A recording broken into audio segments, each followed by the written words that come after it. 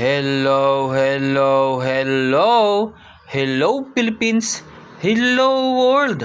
Panibagong buhay, panibagong pag-asa. Ito po si Kalabs TV Vlog na sa inyo'y bumabati. Chawot! Today is January 6, 2026 na tayo ngayon. Ang bilis ng panahon, ano? 5 taon na rin akong stroke. 5 taon na rin akong walang trabaho. Kaya sinisikap ko na lang magtinda kesa isipin ko pa ang stroke ko. 5 AM gising na ako. Nag-prepare na ako para magtinda. Maaga rin akong naligo para pagharap ko sa mga customer ko, hindi ako dugyot. Chawot! Ganun talaga kapag may business nga, ano? Maagang nagigising, tapos late ka nang matulog. Pero kagabi, natulog ako ng maaga, biglang sumakit kasi ang ulo ko. Pero maaga akong nagising. Siguro sa pagod ko lang to. Ang hirap kapag may nararamdaman tayo sa katawan natin, lalo na stroke ako. Inaayos ko ang mga paninda ko isa-isa para hindi ako mahirapan kapag may customer na dumating na. Pinaalmusal ko muna si Noknok sandali. Binigyan niya ako ng 2 itlog ngayong umaga. Diba, Noknok? Sumagot ka naman, Noknok. Kinakausap kita eh. Oo, Sir Ricky, magandang umaga sa'yo. Nakat, tangkakadalawang itlog na ako. Tak. Ang sakit na ng puwet ko, Sir Ricky. Ikaw kasi, nag-request ka pa sa akin 2 itlog. Hi. Sorry na, Noknok.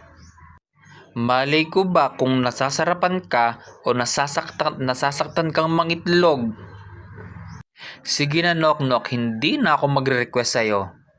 Pero araw-araw kang mangitlog para sa akin. O siya mga kalabs, sharing na muna tayo. May mga tao talagang mawawala sa buhay mo sa 2026. At hindi yan dahil sa masama ka, kundi dahil madali kang abusuhin. Sa totoo lang kasi, hindi lahat ng umaalis ay kawalan. May mga taong nananatili lang dati, ha? Dahil palagi kang available. Palagi kang umuunawa. Palagi kang nagbibigay. Kaya palagi kang nauubusan. Nung tumigil ka, bigla silang nawala. At di mo na naintindihan, hindi ka nila mahal. Ginagamit ka lang. So, tandaan mo to. Rule number 1. Kapag tumigil ka magbigay ng sobra, may masasaktan. Hindi sila, ikaw dati. Kung kaya mong mawala, kung natuto kang magtakda ng hangganan, yan na mismo ang sagot. Pangalawa, hindi lahat ng nagagalit sa boundaries mo ay may message intention. Pero malinaw ang isang bagay, kaya silang lampasan ang limitasyon mo. At kapag hindi na nila kaya yon, aalis sila. Pangatlo, ang tunay na tao sa'yo hindi mawawala dahil natuto kang rumispeto sa sarili mo. Mananatili siya at aayusin nila ang trato at kikilalanin nila ang halaga mo kahit wala kang maibigay. Panghuli, huwag mo nang habulin ang mga taong umalis. No, tumigil kang magpakamartir. Hindi sila kawalan. Tinanggal mo lang ang access sa buhay mo. Kaya kung nawala